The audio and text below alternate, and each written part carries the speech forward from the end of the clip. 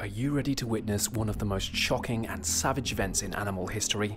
Today, we will take you back in time to one of the most brutal chimpanzee attacks that shook the world. A story of immense power, raw strength, and unbridled fury. This is not for the faint of heart, so hold on to your seat as we recount the most brutal chimp attack in history. But before moving ahead, please make sure to subscribe to the channel and press the bell icon. St. James and LaDonna Davis were two main characters in a tale that took place in the 1960s in West Covina, California. They were high school lovers who lived blissfully in this idyllic town during that era. St. James was a tall, well-built man with a passion for building hot rods and vehicles, while LaDonna was a gorgeous blonde known for her kindness. In 1966, after years of persuasion, St. James finally agreed to marry LaDonna. St. James and LaDonna's story is not just about a couple and their pet chimpanzee, but it's a story of love, commitment, and the bond between two people who faced life's toughest challenges together.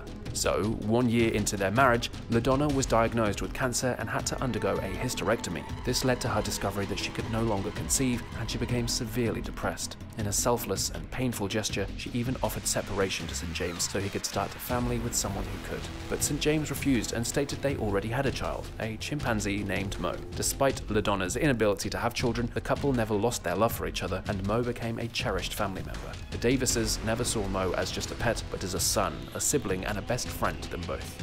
In 1967, St. James brought Mo back from South Africa to keep him for a couple of years, but he ended up becoming part of the family for the next 3 decades. Despite being regular married people, the couple raised a chimpanzee instead of a child. However, after Mo bit a female in '99 and a police officer in '98, officials removed him from James' custody. Their love for Mo was so strong that they fought to get him back where he was taken from them. The custody battle was long and grueling, but the Davises never gave up hope. After a lengthy custody battle, he was placed at the Animal Haven Ranch. When they finally visited Mo at the animal sanctuary, it was a day filled with joy and happiness. The dedicated couple frequently visited Mo and even went to celebrate his 39th birthday at the ranch in 2005. They enjoyed a slice of cake under a bright sky, but their joy was cut short when 2 young chimpanzees escaped from their cages and viciously attacked them. LaDonna only lost her thumb, but St. James was hospitalized for 6 months after suffering terrible injuries. In an attempt to protect himself and his wife, St. James put up a fight, but he was eventually overpowered. He collapsed to the ground and was attacked for at least 5 more minutes, losing his right eye, fingers, and nose. Chimpanzees even chewed off his genitalia and tore up his left foot before the owner's son-in-law heard the screams and shot the animals dead. St. James, who was 62 at the time of the attack, was released from a medically induced coma after a few weeks and was starting a slow recovery. He had undergone 12 surgeries so far, and the speed of the procedures was slowed down to allow him to heal. He was still connected to a feeding tube, but specialists disconnected his breathing tube.